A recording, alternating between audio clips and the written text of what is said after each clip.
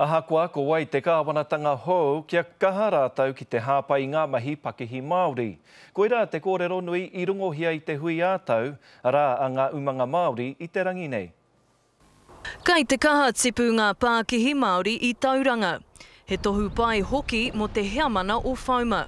We've had 10 new members in the last month, which has been great, largely because of their renewed interest in the elections coming through and the policies that might affect their business. Ko te ahu moana te ho mai nui mo ngā Pākihi Māori ki konei, engari ko te āki ki te kāwanatanga ka pā ki te ahu whenua.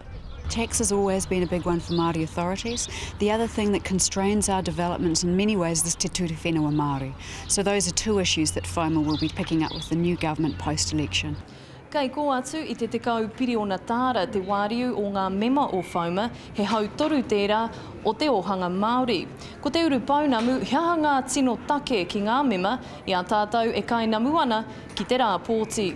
Pēhea, kai hea, ngā wāhi kia whakanui o a mātou rawa. Ko tā mātou ki Tauranga moana nei, me ātatia ki I a rātou, I te mea, mehe mea e kore rātou taia te hi ika, te rapu kai moana, kahinga. Kei te whakarauika mai ngā mema mo te hui ātau, a pōpō ka tīmata ngā kaupapa ka we kōrero.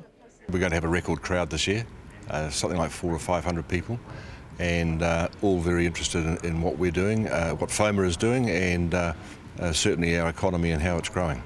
Tainu atu ki te rātapu ka noho mai ngā mema ki te kōkiri I taua whakaaro.